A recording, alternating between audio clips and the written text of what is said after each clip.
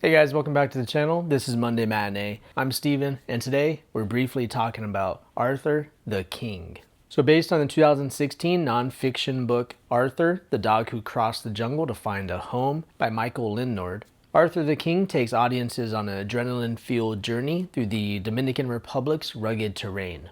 Desperate for one last shot at victory, Michael Light, played by Mark Wahlberg, secures a sponsor to fund his team's participation in the Adventure Racing World Championship. And the stakes are high as the team faces a 435-mile or 700-kilometer endurance race, pushing their physical and mental limits to the extreme. And along for the ride is Arthur, a remarkable dog who joins the team and becomes a symbol for resilience, loyalty, and the unbreakable bond between humans and animals. Initially approaching this film without high expectations, I found it to surpass my initial reservations, albeit modestly. I found it to be a mixed bag of emotions and storytelling. The adventure racing segments in particular were entertaining, especially for someone who's less acquainted with the sport, like myself. Shot in the lush landscapes of Puerto Rico, the film captures the essence of the jungle setting adequately, amplifying the intensity of the race. There's even a moment on some zip lines that still manages to create some tension, even though the outcome is already known. That part was better than I expected.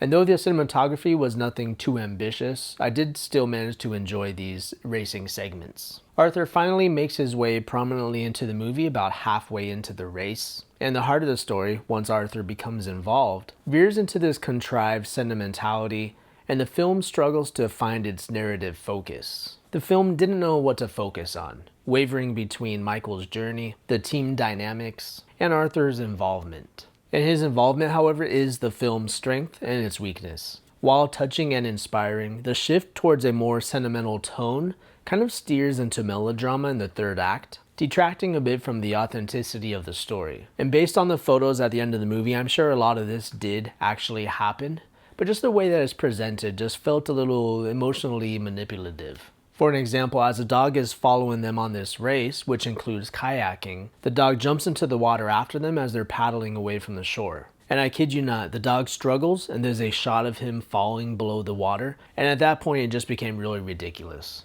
In fact, this shot got a lot of unintentional laughter, including for myself, due to its heavy-handed execution that's reminiscent of Jack Dawson sinking into the ocean's darkness in Titanic. I mean, it looked exactly like that. That's how silly it was. It was just incredibly jarring and overly contrived. And then you realize that a lot of the parts with Arthur felt like this. While no doubt it could pull out your heartstrings, it was a little bit too blatant. But despite that shortcoming, the film still boasts some decent performances from its cast, particularly Mark Wahlberg as Michael Light. It's a Marky Mark movie, so you know what you're gonna get. And for me, at least he manages to be entertaining. And Wahlberg brings his rugged determination to the movie, anchoring the film amidst its emotional highs and lows. And in just around 90 minutes, the film's pacing remains pretty brisk. And while the story may tread on familiar ground and succumb to cliches, its underlying message of resilience and companionship resonate on a deeper level. For letter grade, it earns a C.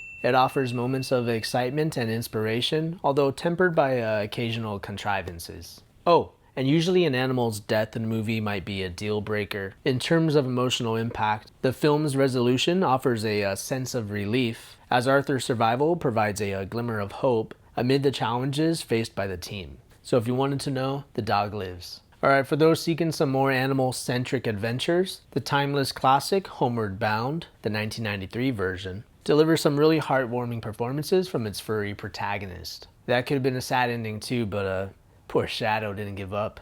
Meanwhile, Hachi, A Dog's Tale, offers a deep exploration of love and loyalty based on a true story and will leave you reaching for a tissue. Alright guys, that's all. Just some brief thoughts on the movie. As always, thanks for watching, subscribe for more, and see you on the next one.